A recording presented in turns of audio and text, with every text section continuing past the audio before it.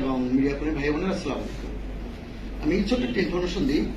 এই মুহূর্তে আজকের দিনে আমাদের দেশ থেকে পাচার হয়েছে ১৭৫,৭৪,২৫,৬৫৭ টাকা আজকের দিনে।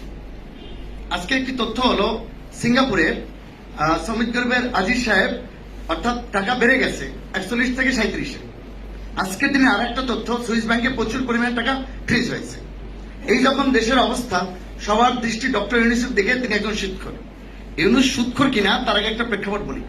এটা অনেকেরই জানা আছেন, যারা বিজ্ঞ রয়েছেন তারা জানেন। ১৯৭৪ সালে স্বাধীন দেশে ডক্টর অমর্ত্য সেন বলেছেন দেশে খাবারের কোনো অভাব ছিল না। একটি ভয়ঙ্কর দুর্ভিক্ষ হয়েছিল। রাস্তার কুকুর এবং মানুষ কারাগারি করে খাবার খেয়েছে। একই লাশ নিয়ে ফার্মগেট সকালে বিকেলে ওই লাশ নিয়ে মোহাম্মদপুরে দাফন করার হচ্ছে।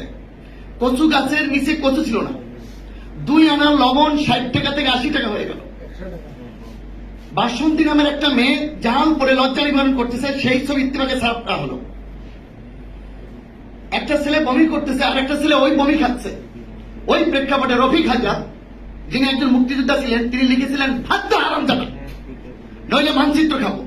এবং এই কবিতার জন্য তাকে বঙ্গবন্ধু শেখ মুজিবুর রহমানের মুখোমুখি হয়েছিল। এই দুর্ভিক্ষ ডক্টর ইউনূসকে নাড়া দিয়েছিল, প্রচন্ড রকম নাড়া দিয়েছিল। এবং ওই প্রেক্ষাপটে ১৯৭৬ সালে